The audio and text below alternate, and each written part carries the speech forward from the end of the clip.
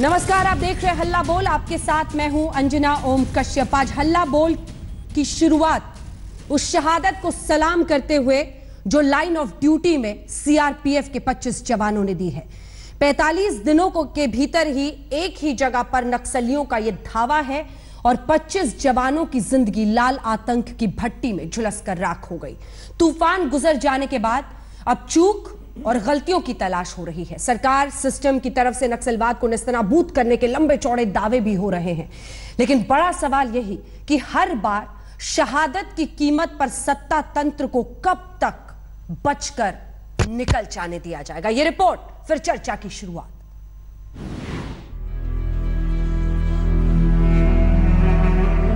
सरकार को क्या श्रीलंका से सीख नहीं लेनी चाहिए थी? श्रीलंका में जो लिट्टे थे उनके पास हवाई ताकत थी, जबकि नक्सली है यहाँ पर उनकी वो तो सिर्फ जमीनी से मार करते हैं। पाकिस्तान के खिलाफ सर्जिकल स्ट्राइक किया, नोटा के खिलाफ सर्जिकल स्ट्राइक किया, नक्सलियों के खिलाफ अजे तक कोई इन्हां दा सर्जिकल स्ट्राइक नहीं होया। ये बर्दाश्त नहीं होता है। जवान भर्ती होना बंद कर देंगे इस देश में। कोई सुरक्षा उसका नहीं है, अपना ड्यूटी कर रहा है, बेचारा कर रहा है। ऐसी तस्वीरों का देश अब आदी हो चुका है। सुकमा से आई शहादत की ये तस्वीरें जवाब मांगती हैं। जवाब उन सरकारों से जो सैकड़ों जवानों की अकाल मौत रोक नहीं पाती और परिवारों के उजड़ जाने का सिलसिला जारी रहता है। जवाब उस सिस्टम से भी चाहिए जिसके लिए जवानों की मौत बेमानी बनती जा रही है, और जवाब उन एजेंसियों से भी चाहिए जो सालों बाद भी नक्सलवाद की काट तलाश नहीं पाई हैं। कल सुकमा में वामपंथी उग्रवादियों के द्वारा जो हमला किया गया है उसे मैं बेहद कायरतापूर्ण मानता हूं और इसे दुर्भाग्यपूर्ण भी मानता हूं। और मैं यह मानता हूं कि वामपंथी उग्रवादियों के द्वारा किया गया यह कोल्ड ब्लडेड मर्डर है।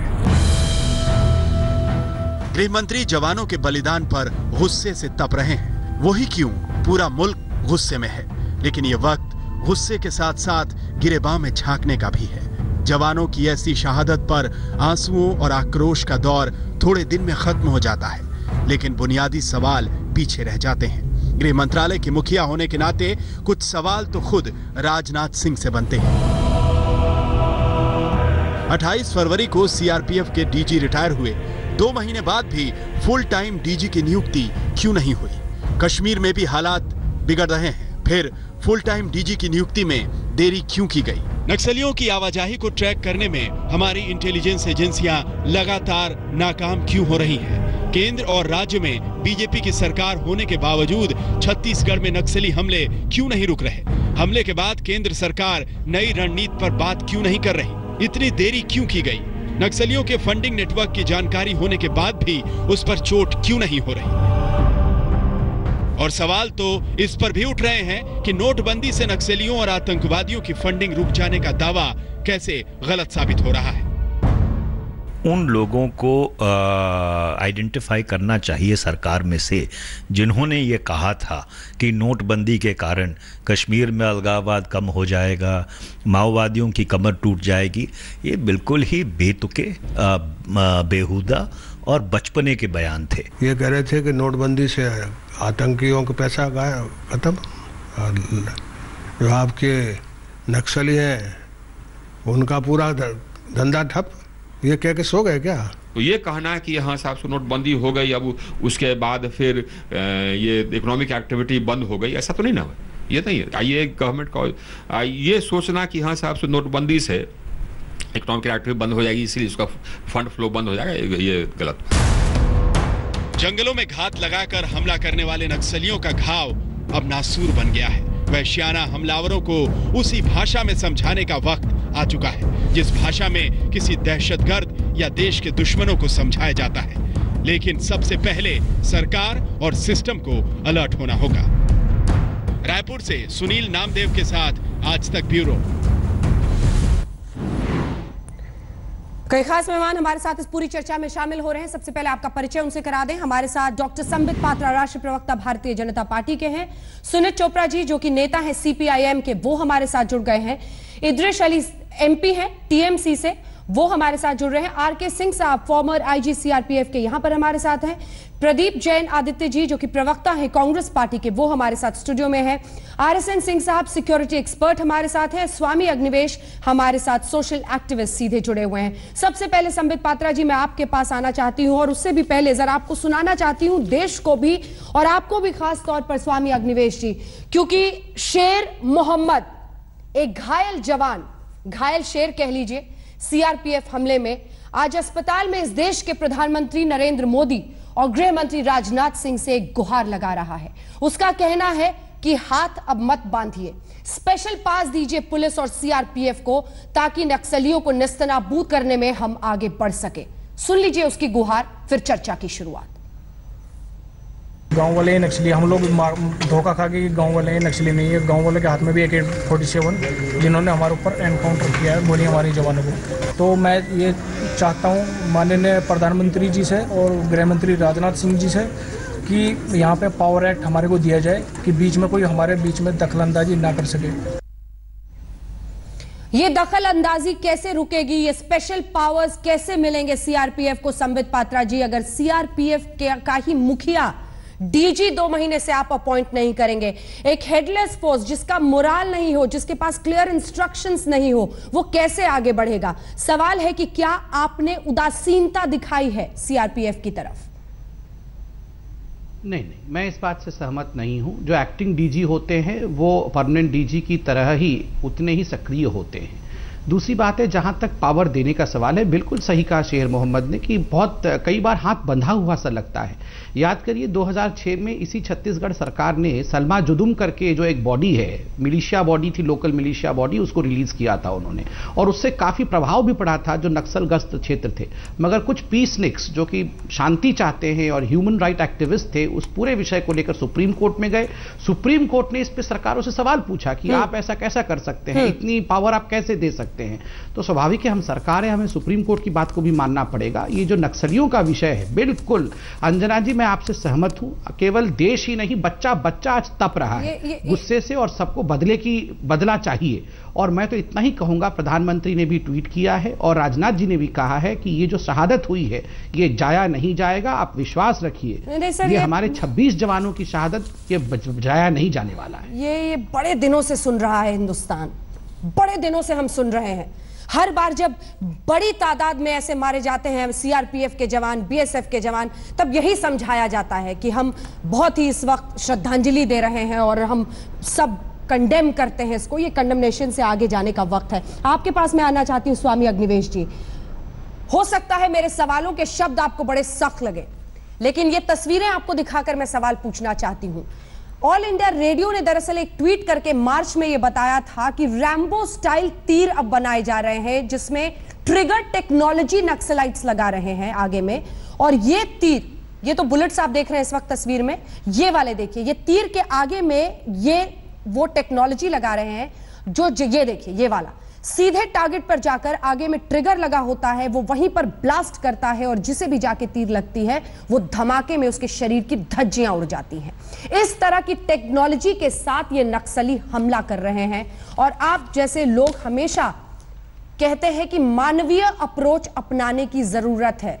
ऐसे में आज आपका हीरो कौन है? वो 25 सीआरपीएफ के जवान जिन्होंने उनका मुकाबला किया और लाइन ऑफ ड्यूटी में अपनी जिंदगी दी, या फिर ये लोग, ये देखिए 2 तस्वीरें हम दिखा रहे हैं, या फिर वो लोग जो विकास नहीं हो रहा फिर भी रोड रोकने से बनते हैं और फिर हमारे जवानों को मारते हैं। कौन है आज आपका हीरो? एक साइड पर खड़े देखिए।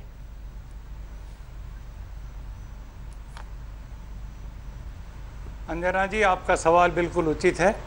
मैं स्पष्ट शब्दों में कहना चाहता हूं, जो हमारे 25 जवान मारे गए हैं उनको हम न केवल श्रद्धांजलि दें, उनको शहीद का दर्जा दें। जैसे सीमा पार हमारे जवान मारे जाते हैं आर्मी के, उस तरीके से उनके शव को भी तिरंगे में लपेट करके उनके गांव भेजा जाए।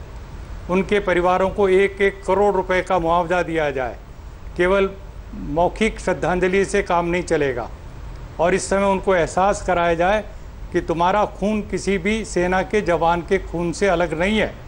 और ये एहसास तभी होगा जब शवदाह हो रहे अंत्येष्टि, उस समय हमारे केंद्र के एक एक मंत्री 25 जगह पर मौजूद हों और देश को पूरा एहसास दिलाएं कि पूरा देश उनके साथ खड़ा है। इसके साथ ही साथ मैं ये कहना चाहूँगा कि जब भी हम इस प्रकार की घटना होती है तो वो पुरानी सरकार के नेताओं के द्वारा सुनते हैं, हम बर्दाश्त नहीं करेंगे, शहादत बेकार नहीं जाएगी, और ये 3 दिन का आंसुओं और आक्रोश का दौर चल करके समाप्त हो जाता है।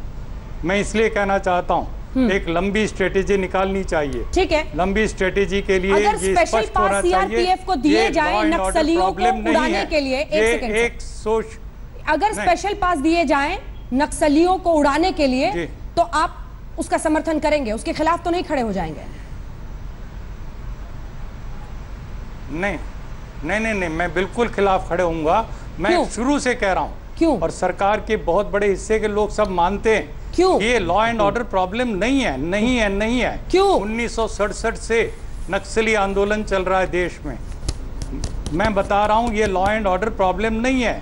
आप सीआरपीएफ से या सेना से इस तरह की समस्या का समाधान नहीं कर सकते।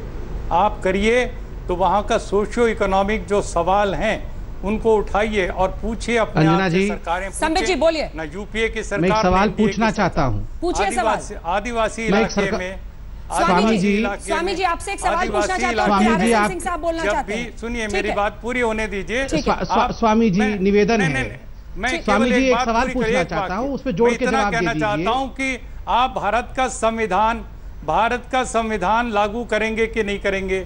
भारत का संविधान आदिवासी इलाकों में क्यों नहीं लागू हो रहा? 5वीं अनुसूची क्यों नहीं लागू हो रही? पीपेसा एक्ट 1996 स्वामी जी आपने बहुत बड़ा प्रश्न उठाया है। अब मैं एक प्रश्न आपसे पूछता हूं, आप इसको सुन लीजिए प्लीज, सुन लीजिए स्वामी जी। स्वामी जी मैं आपसे सवाल पूछता हूं, ससम्मान पूछ रहा हूं। देखिए आप जानते ना स्वामी जी, कल जो हमारे 26 जवान शहीद हुए वो क्या कर रहे थे? वो एक रोड जो बन रहा था उसको प्रोटेक्शन दे रहे थे। वो रोड किसके लिए बन रहा था? आदिवासी लोग उस रोड का इस्तेमाल करते हुए मेन स्ट्रीम से जुड़ सके उसके लिए कर रहे थे। जब वहां स्कूल बनता है, जो स्कूल को प्रोटेक्शन देती है सीआरपीएफ, उस सीआरपीएफ को मार दिया जाता है। जब वहां बिजली पहुंचाया जाता है, अगर बिजली पहुंचेगा, लोग वहां टीवी देख लेंगे, उनके बच्चे आगे निकल जाएंगे, आदिवासी अगर शहर आने लगेंगे तो आप लोगों को परेशानी होती है। आप वो स्कूल उड़ा देते हैं, जो लोग स्कूल को पढ़ाने जाते हैं उनको उड़ा देते हैं, जो प्रोटेक्शन देते हैं उनको उड़ा देते हैं। तो क्या डेवलपमेंट की बात कर रहे हैं? जो डेवलपमेंट चाहता है आप उसको खत्म करके चाहते हैं कि ये आदिवासी लोग हमेशा ही वैसे रहे जैसे कि हैं, तो आप लोग गलत कह रहे हैं। और प्लीज ये गलत धारणा लोगों में मत फैलाइए। आरएसएन सिंह साहब जी, मुझे बात करने दें, इनकी बात का जवाब दूंगा मैं। अंजना जी ठीक है, इसके बाद फौरन आ रही हूं सर, इसके बाद स्वामी जी फौरन बात का जवाब देने दीजिए ना। एक मिनट, नहीं मुझे मैंने पूरे रेड कॉरिडोर का दौरा किया था। मैं एक भारत सरकार की एक स्टडी टीम का मैं एक हिस्सा था, और ये इसी सुकमा में मैं कलेक्टर के पास गया तो उन्होंने कहा मुझे कि फंड्स की कोई कमी नहीं है, ये अंदर जाने ही नहीं देते हैं। फिर उन्होंने कहा कि राजीव गांधी विद्युतीकरण योजना में हमने जो पाइलन्स इरेक्ट किए थे उसके चारों तरफ ये लकड़ी लगा देते हैं और आग लगा देते हैं ताकि बिजली न पहुंच सके। और देखो एक ये और एक वो एक पुराना डीजी आता है बीएसएफ का, who is a communist infiltrate. ये 5th शेड्यूल, पहला बात कि क्या ये केवल ये आदिवासी की समस्या है? बिहार में 30 जिले आज इफेक्टेड हैं। वहां पर गया जो है वो सबसे ज्यादा इफेक्टेड है। वहां पर वो एक भी आदिवासी ट्राइबल डोमिनेटेड एरिया नहीं है।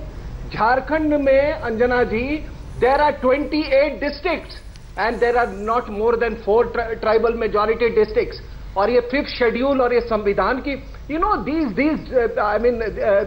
these criminals आफ्टर हर वारदात के बाद ये आपको ये चेहरे दिखेंगे।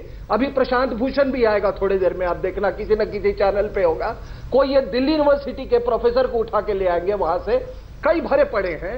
देखिए ये मैंने कहा कि 28 में से केवल 4 जिले हैं। जहां तक 5th शेड्यूल का सवाल है, इस तरह की गाली दिलवाना चाहती है हमें, इस तरह की बात बोलना। भाषा की गरिमा हर कोई बना के रखे, भाषा की गरिमा हर कोई बना के रखे। सबसे रिक्वेस्ट करती हूँ, मैं रिक्वेस्ट कर रही हूँ, नहीं बनाएंगे तो उनको हटा दीजिए। जिस दिन आप इन क्रिमिनल्स को आरएसएन सिंह साहब, आपसे दरख्वास्त है सर, प्लीज अपनी भाषा पर संयम रखें, अपनी भाषा पर संयम रखें, क्योंकि हम चाहते हैं कि एक सार्थक बहस हो सर। अपनी भाषा पर संयम रखें और किसी भी हमारे मेहमान को का अपमान कम से कम इस शो पर नहीं करें, ठीक है? हाँ, आप स्वामी अग्निवेश जी, एक जवाब इस पर आपका। जी, मुझे जब कहा था समित पात्रा जी ने कि डेवलपमेंट के लिए रोड बना रहे थे, बहुत अच्छी बात है। मैं कह रहा हूं कि पूरा डेवलपमेंट की योजना भारत के संविधान के अंतर्गत जो शेड्यूल्ड एरियाज हैं, पूरा बस्तर का 5 जिले उसके अंतर्गत आते हैं, उनकी देखरेख में बनी हुई जो ग्राम सभा है उसके अंतर्गत फैसले होने चाहिए। वहां पर भेजिए अपने एमएलए को, भेजिए अपने एमपी को। आरके सिंह साहब भी इसमें बोलना चाह रहे हैं, स्वामी अग्निवेश जी, ब्रेक का वक्त हो गया है, समझी जी भी बोलना चाह रहे हैं, सिंह साहब भी बोलना चाह रहे हैं। लाल आतंक पर आखिर सर्जिकल स्ट्राइक कब? ये सवाल इसलिए क्योंकि उधर से हमला हो जाता है, 25 जवान शहीद हो गए हैं, और इन सब के बीच सवाल ये कि क्या जिस रणनीति के साथ हम आगे बढ़ रहे हैं उसमें बहुत बड़ी कमी है। ये 2 तस्वीरें हम आपको दिखा रहे हैं, जिस तरह की टेक्नोलॉजी के साथ वो आगे बढ़ रहे हैं। ये देखिए, ऑल इंडिया रेडियो ने दरअसल ट्वीट करके ये जानकारी कुछ दिन पहले दी थी और इसीलिए आज तक ने ये तस्वीरें आपके लिए निकाली। ये देखिए, एक तरफ रैम्बो फिल्म में आप देख रहे हैं जिस तरह के तीर का इस्तेमाल किया गया है, इसके ट्रिगर बेस्ड होता है, जैसे ही अपने टारगेट को ये हिट करता है एक्सप्लोजन होता है, धमाका होता है, और उसी टेक्नोलॉजी के साथ ये नक्सली अब हमला कर रहे हैं। स्वामी अग्निवेश, आपके लिए आरके सिंह साहब जो कि फॉर्मर आईजी है सीआरपीएफ का, उनका एक सवाल है और वो ये, आपने देश के संविधान की दुहाई दी, तो ये कहते हैं क्या इस देश का संविधान उन नक्सलियों को यह आजादी देता है कि वो इस तरह से खुलेआम हथियार लेकर हत्या करें, कोल्ड ब्लडेड मर्डर जिसे कहा जा सकता है इन सीआरपीएफ जवानों का? लाल आतंक पर सर्जिकल स्ट्राइक कब? आप देख रहे हैं हल्ला बोल, आपके साथ मैं हूं अंजना ओम कश्यप। इससे पहले कि इस बहस को आगे लिए चलें, कुछ सुनाना चाहते हैं आपको। देश के प्रधानमंत्री नरेंद्र मोदी से लेकर गृह मंत्री राजनाथ सिंह ने क्या कहा था नक्सलवाद की जंग में अपनी रणनीति के बारे में, सुनिए। भाइयों बहनों, ये भ्रष्टाचार, काला धन, जाली नोट, ये आतंकवाद, ये नक्सलवाद, इसके खिलाफ लड़ाई कहने को नहीं कह रहा हूं दोस्तों, बड़े जिगर के साथ लड़ाई को छेड़ा है। क्या तमाशा हो रहा है? क्या हमारे सुरक्षा के जवान ये धनाढ्य परिवारों से आते हैं? हमारे ही और आप जैसे गरीब परिवारों के माताओं की कोख से यह पैदा हुए और सर्वहारा के नाम पर इन्हीं के जिस्म का खून बहाने की कोशिश की जा रही है। बहनों भाइयों, यह सिलसिला नहीं चलेगा लंबे समय तक, मैं आपको यकीन दिलाता हूं। पूर्व आईजी सीआरपीएफ आरके सिंह साहब हमारे साथ हैं। आरके सिंह साहब, जब आप देश के प्रधानमंत्री को, राजनाथ सिंह गृह मंत्री को और फिर घायल शेर जवान, जिसे आज हम घायल शेर कह रहे हैं, स्पेशल पास की मांग करते हुए देखते हैं, क्या कहना है आपके सियासतदानों का? पहले तो मैं अपने शहीदों को श्रद्धांजलि देना चाहूँगा। मेरे फोर्स के जवान जिन्होंने बड़ी बहादुरी से लड़ते हुए अपने देश के लिए कुर्बानी दी है।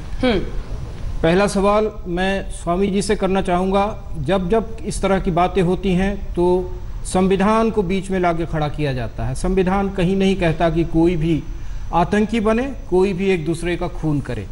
जहाँ तक प्रधानमंत्री जी, आदरणीय प्रधानमंत्री जी और आदरणीय गृह मंत्री जी का सवाल है, अभी उनकी जो बाइट हमने सुनी, मैं उनकी मंशा पे कोई सवाल नहीं करना चाहता क्योंकि वो मंशा उनकी बहुत सही है, पर अफसोस की बात यह है कि उनको भी वैसे ही लोग वही लोग नहीं, वैसे ही लोग अपनी राय दे रहे हैं, अपनी रणनीति बना के उनके सामने रख रहे हैं, जैसे लोग पहले यूपीए 1 और यूपीए 2 के ज़माने में रणनीति बना के दिया करते थे। बड़ी बड़ी मीटिंगें होती थी यहाँ दिल्ली में और रणनीति बनती थी, लेकिन उसका फल आज तक नहीं मिला और इसीलिए वो बातें आज खोखली साबित होती है। हाँ, पंजाब में हमने देखा है, हमने बड़ी लड़ाई लड़ी है वहाँ और कोलैटरल डैमेज को एक्सेप्ट किया। हमारे नेता थे केपीएस गिल साहब और जो पॉलिटिकल लीडर्स थे, मैं उनकी बात नहीं करूंगा, जिन्होंने लीड किया, मतलब आयरन हैंड, आपका कहना आयरन हैंड। स्वामी अग्निवेश जी, आपको रिस्पॉन्ड करना चाहिए। सफलता पाई, एक पूर्व आईजी सीआरपीएफ का कह रहा है, चाहे वो पंजाब का एग्जाम्पल दें, चाहे आंध्र प्रदेश का एग्जाम्पल दें, उनका यह कहना है कि जब तक पूरी आजादी सीआरपीएफ को नहीं दी जाएगी, आयरन हैंड से डील करने की, सख्ती से डील करने की, यह खत्म नहीं होगा।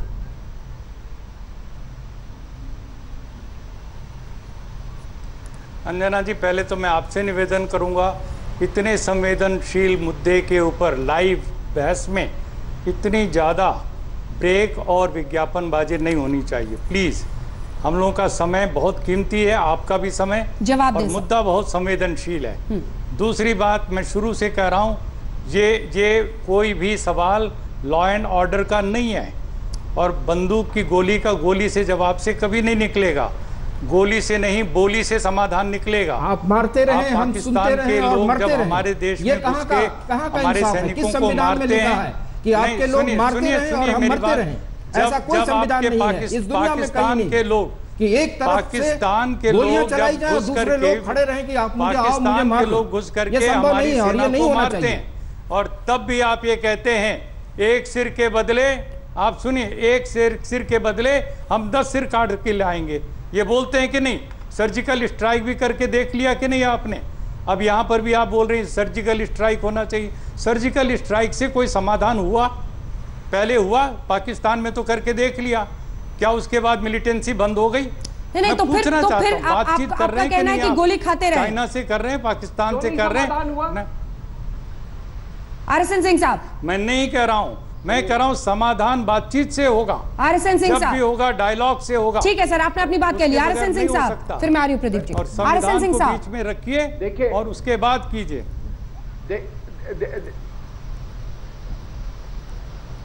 देखिए, यहाँ पे दिल्ली यूनिवर्सिटी के प्रोफेसर GN साई बाबा ने अपने स्टूडेंट को भेजा कि 5 लाख रुपया गदर चिरौली से ट्राइबल्स का पैसा इकट्ठा करके ले आओ, मुझे यहाँ पर अर्बन सेटिंग में माओइज्म को बढ़ाना है। 73 जब जवान मारे जाते हैं तो यहाँ पे जश्न मनाई जाती है, वो कोई ट्राइबल इलाका नहीं है, साई बाबा ट्राइबल नहीं है, दिल्ली में बैठे ये तमाम ओवरग्राउंड माओइस्ट ये ट्राइबल नहीं है।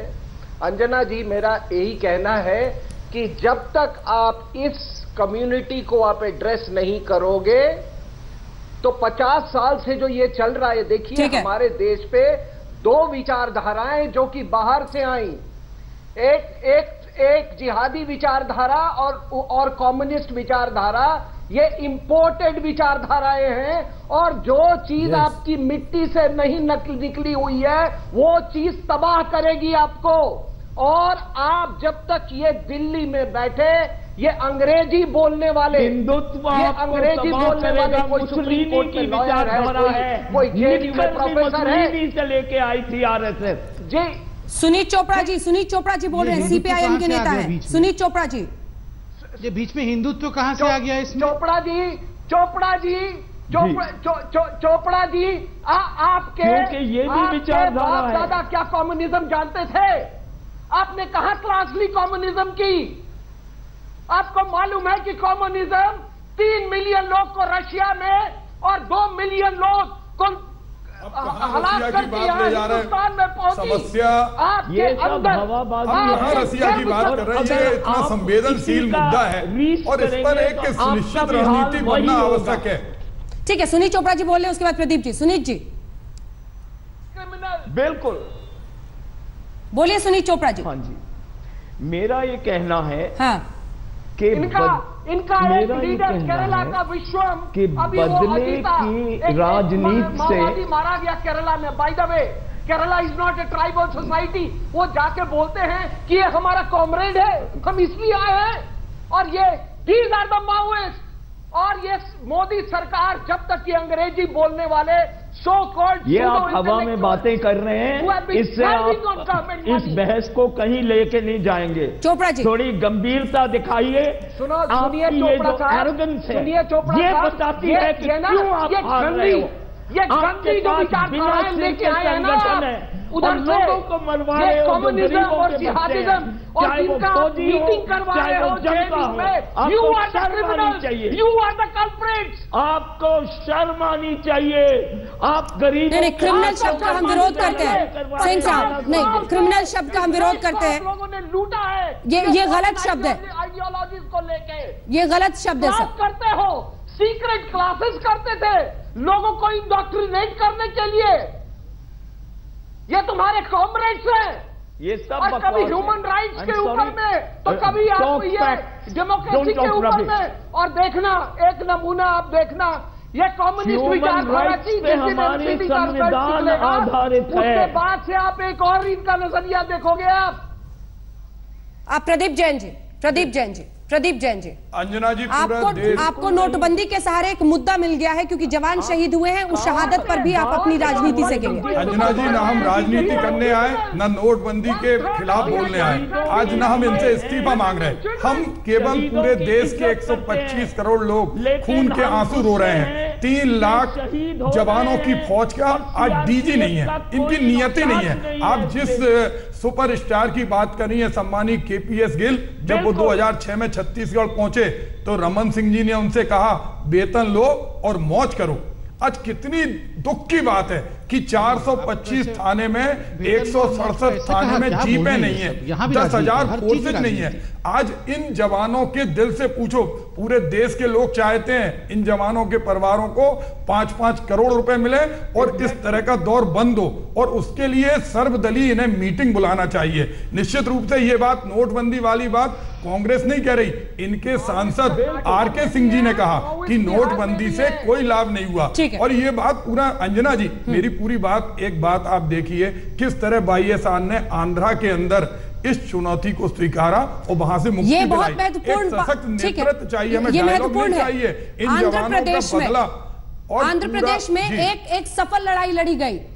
हम क्यों सबक नहीं लेते हैं, सिर्फ दावे, क्योंकि हमने 6:30 में शुरुआत ही प्रधानमंत्री और राजनाथ सिंह जी की बात से की थी। Maoists of Andhra have relocated in Chhattisgarh.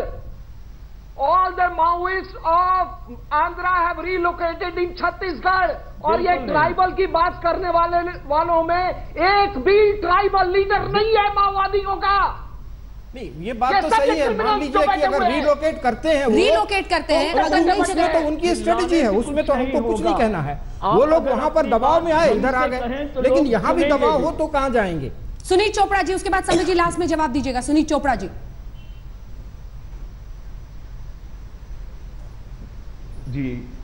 मेरा ये कहना है बदले की भावना से अगर हम अपने ही देश के लोगों के बीच में झगड़े करवाएंगे तो बड़ा नुकसान होगा देश के लोगों के बीच में झगड़ा। पूरे हमारे क्या बोल रहे हैं आप? मेरा ये कहना है, क्या बोल रहे हैं? मेरा ये कहना है, मेरा ये कहना है कि ये चीजें सब शांतिपूर्वक तरीके से की जा सकती है, राजनैतिक तरीके से की जा सकती है और देश की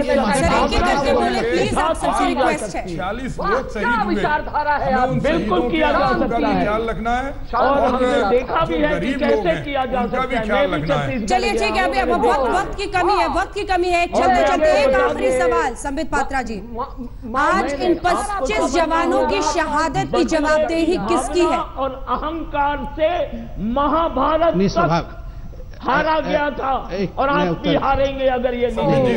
एक चीज पूछना सुनीत जी थोड़ा शर्म करिए, ऐसे मत बोलिए। पहले इन्होंने जिस समय उत्तर दे दो अंजना जी, दरबा घाटी अंजना जी में उत्तर दे दो। जिस समय वो प्रदीप जी मुझसे सवाल हुआ था, उत्तर दे दो और इसमें एक राजनीतिक लड़ाई नहीं होनी चाहिए। आरोप लगाया। देखिए अंजना जी, मुझे तकलीफ होती है जब इस पे भी हम राजनीति करते हैं। अभी चिता की अग्नि ठंडी भी नहीं हुई है और कई जगह अभी चिता भी जली नहीं है कि हम राजनेता लोग राजनीति करना शुरू कर देते हैं। प्लीज मैं हाथ जोड़ के निवेदन करूंगा, बता तो दीजिए सर, इस देश में राजनीति क्या है हमारी? नहीं, हमारे ऊपर है ये रेस्पॉन्सिबिलिटी हमारी है अंजना जी। जनता को हम ये जवाबदेही देंगे और जनता को ये उत्तर भी देंगे और करके भी दिखाएंगे। हमारे एक एक जवान का जो शहादत हुआ है, एक एक जवान की जीवन की कीमत, उसकी जो अदायगी है वो हम करेंगे, हम सरकार में, सच बात है, इसका जवाब आप कोई क्यों दे सकता है। और मैं इस पे लड़ना, ये एक एक करोड़ मत बोलिए ऐसे बार बार, अभी चिता जली नहीं है, आप पैसे में तोलना शुरू मत करिए। 1 करोड़ क्या 10 करोड़ देने से भी वो जीवन वापस नहीं आएगा। अखिलेश जी इसको बार बार पैसे से मत तोलिए। जो सुरक्षा सलाहकार थे उन्होंने क्या कहा था, इसका जवाब आप जरूर दे दीजिए। नक्सलियों, ये देखिए, ये हमारे देश में कुछ नक्सल रक्षक हैं, करना पड़ेगा। बहुत बहुत शुक्रिया आप सभी का हमारे साथ इस चर्चा में शामिल होने के लिए। बस इतना कहेंगे, नक्सलियों के खिलाफ एक सोची समझी रणनीति की जरूरत है। नक्सलवाद को मनमोहन सिंह से लेकर नरेंद्र मोदी, राजनाथ सिंह, सब अगर देश की सबसे बड़ी समस्या ही बताते रह जाएंगे तो हल कौन निकालेगा। और सबसे पहले राजनीति तो बंद हो। आज शहादत को सलाम करने का दिन है, कम से कम एक तरफ तो खड़ा दिखे हम एक देश के रूप में। देखते रहिए आज तक।